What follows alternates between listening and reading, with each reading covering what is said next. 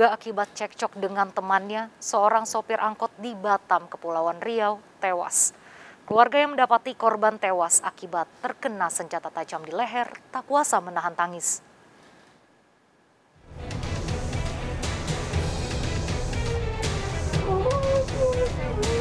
Warga Bengkong, Batam, Kepulauan Riau dikejutkan dengan tewasnya Olowan Lubis, seorang sopir angkutan kota di depan tempat pencucian mobil. Kakak korban yang datang ke lokasi kejadian tak kuasa menahan tangis. Sebelum tewas, korban mengaku kepada warga telah dianiaya oleh temannya hingga terluka senjata tajam di leher. Korban pun sempat meminta diantarkan ke rumah sakit, namun saat akan dinaikkan motor, korban terjatuh dan langsung tewas. Tim identifikasi Polresta Barelang yang datang ke lokasi langsung melakukan olah TKP. Tadi sih pas dia lari ke tempat kami, terus dia minta tolong antarkan saya ke rumah sakit katanya. Udah pas mau ditolong, pas mau dinaikkan ke motor, dia tumbang. Ya udah nggak jadilah kami nggak berani istilahnya mau nyentuh si korban. Korban sehari-hari bekerja sebagai supir angkutan kota rute Bengkong, Batam, Indo. Dari keterangan sementara sebelum kejadian, korban dan pelaku yang diduga juga sopir angkot sempat terlibat cekcok. Namun keributan dilerai oleh rekan-rekan korban sesama sopir angkutan kota.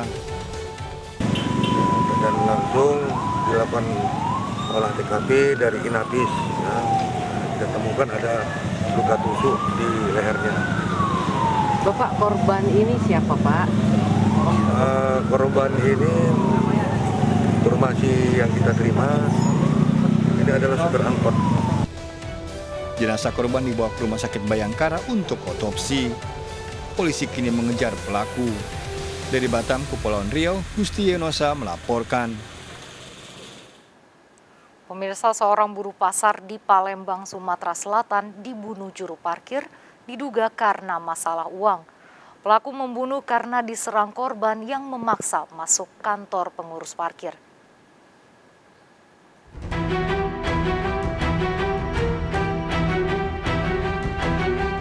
Kemis Wijaya, buruh panggul ini ditemukan warga tewas di sekitar pasar satelit Sako, Kota Palembang. Kemis mengalami luka di dadanya. Dari pemeriksaan sejumlah saksi, polisi menangkap Manto yang sedang berobat di rumah sakit.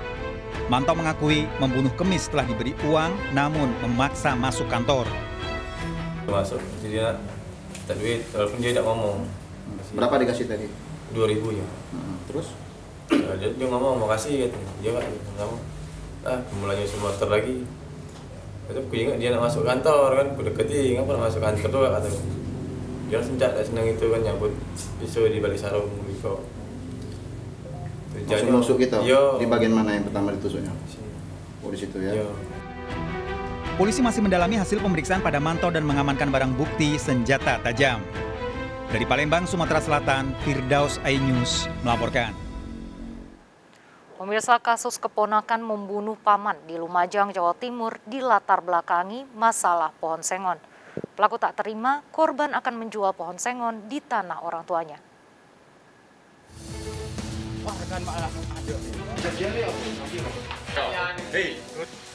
Matrum ditemukan warga tewas dengan luka di leher perkebunan tebu Sekarmulyo, Tunjung, Lumajang. Menurut warga, korban sebelumnya yang sedang mencari rumput didatangi Sandi keponakannya hingga terdengar pertengkaran. Saat Sandi pergi, warga mendapati Matrum sudah tewas. Polisi menangkap Sandi setelah mendapat laporan warga dan Sandi mengakui membunuh Matrum.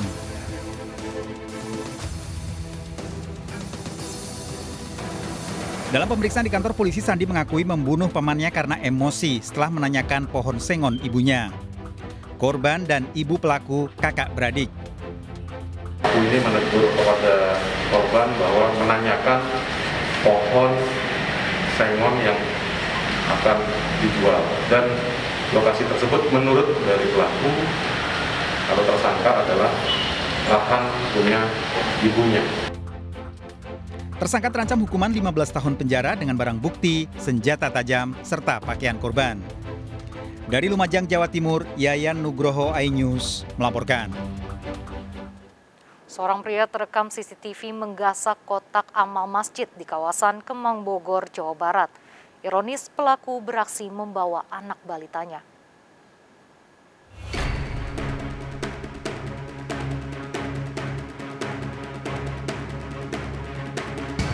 Seorang pria diduga bersama anak balitanya nekat mencuri uang kotak amal di Masjid Nurul Hidayah di kawasan Kemang, Kabupaten Bogor, Jawa Barat. Sesekali memantau situasi, pelaku tergesa-gesa memindahkan uang dari kotak amal ke dalam saku celananya. Pelaku nekat beraksi pada siang hari. Uang tunai mencapai jutaan rupiah raib digasak pelaku. Dan ini bukan yang sekali, bukan yang pertama nih. Yang kemarin juga ada gambarnya itu anak kecil juga yang bongkar. Oh, itu anak kecil. Waktu yang lalu, iya. Kalau yang terbaru ini itu bapak-bapak sama anaknya? Iya, yang terbaru ini bapak-bapak sama anaknya. Gitu. Ini kotak amal ini nggak dikunci atau emang dibobol? Dibobol nih. Dibobol. Kunci dia, dikunci di dalam sini, di bawah ini. Jadi dibongkar bawahnya ini. Oh. Aksi pencurian kotak amal ini sering terjadi di lokasi. Kondisi masjid yang sepi membuat pelaku leluasa beraksi. Dari Bogor, Jawa Barat, Wildan Hidayat, iNews melaporkan. Komplotan pencuri HP beraksi di Bangkalan, Madura, Jawa Timur. Salah satu pelaku menggunakan anaknya sebagai eksekutor.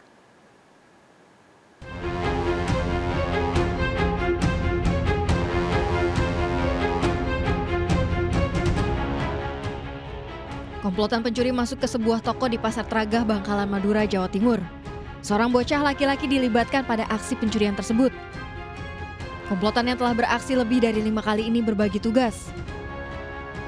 Pelaku dewasa Anas dan Yusuf bertugas mengalihkan perhatian di dalam toko. Sementara bocah laki-laki SO 7 tahun bertugas sebagai eksekutor dengan mengambil handphone yang tersimpan di dalam box motor dan terparkir di depan toko tersebut. Ironis, bocah tersebut anak dari Anas, salah satu pencuri. Sama itu Anas sama anaknya Anas itu. Iya, sama siapa aja? Sama siapa aja? Sama Anas, sama saya, sama anaknya, Pak. Komplotan ini akhirnya tertangkap setelah polisi meringkus Sultan, anggota pencuri lainnya. Dan keterangan dari anak Anas itu yang masih berusia 7 tahun diketahui bahwa telah melakukan pencurian kurang lebih 5 kali.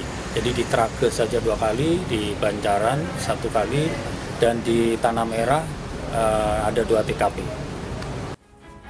3 tersangka komplotan pencurian handphone terancam 9 tahun penjara. Sementara bocah SO diberikan bimbingan oleh Polres Bangkalan dengan didampingi ibu kandungnya. Dari Bangkalan, Madura, Jawa Timur, Taufik Syahrawi, iNews melaporkan. Nekat terobos perlintasan tanpa palang pintu di Kota Medan, Sumatera Utara, minibus ringsek ditabrak kereta. Mobil terpental dan menghantam warung serta rumah warga.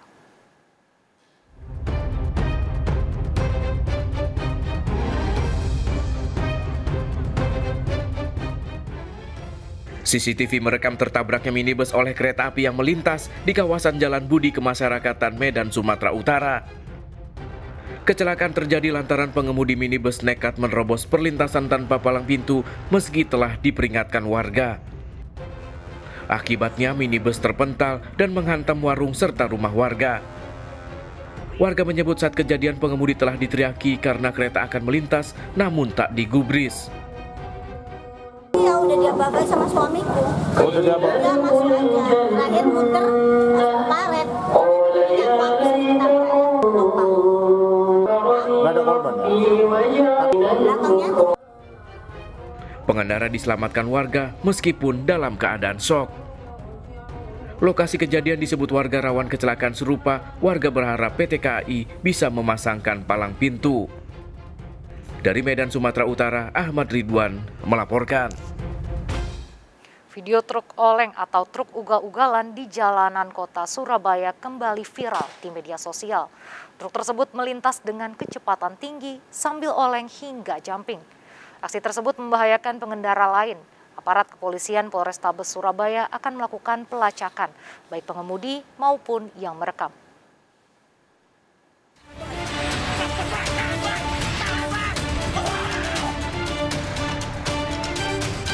Sebuah truk melaju kencang dan sengaja menabrak gundukan jalan hingga nyaris terbang pada sebuah jalan protokol di kota Surabaya, Jawa Timur.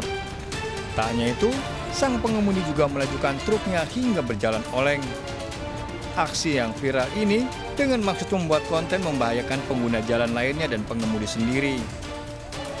Aksi truk oleng yang melalui Jalan Kapasan, Jalan Tembakan, dan Jalan Pahlawan berakhir saat truk masuk ke jalan tol. Polisi menyelidiki kasus ini. Pengemudi terancam pencabutan SIM. Satlantas Polrestabes Surabaya sudah melakukan penyelidikan tentang hal ini. Karena hal demikian sangat membahayakan bagi pengendara yang lain maupun dari supir itu sendiri.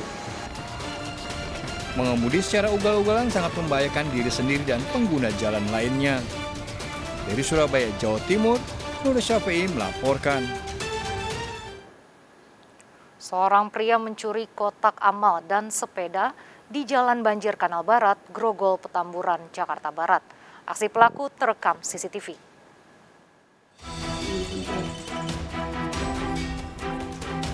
Aksi pencurian kotak amal terjadi di Jalan Banjir Kanal Barat, Grogol, Petamburan, Jakarta Barat. Agar aksinya tak mencurigakan, pelaku memasukkannya ke dalam karung. Pelaku berhasil membawa kabur uang ratusan ribu rupiah dari kotak amal Masjid Al-Ikhlas yang sedang dalam proses pembangunan. Pada lokasi yang sama, pelaku juga berhasil mengambil sebuah sepeda yang terparkir di depan rumah seorang pengurus masjid.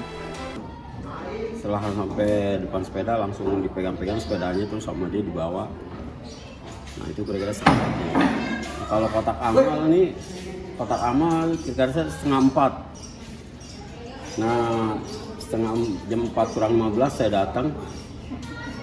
Udah saya nggak curiga, begitu habis subuh ada Al-Quran di depan rumah orang, tuh orang itu nanya, "Pak, ini Al-Quran siapa?" Saya bilang, "Oh, dia punya masjid." Udah saya bawa masuk, ternyata kotak amalnya nggak ada. Situasi yang sepi pada dini hari membuat pelaku leluasa beraksi. Dari Jakarta, Miftahul Gani melaporkan. Sosok jasad pria tanpa identitas ditemukan warga terapung di kali dalam kondisi terikat dan terbungkus terpal. Ikuti informasi lengkapnya sesaat lagi hanya di Sergap.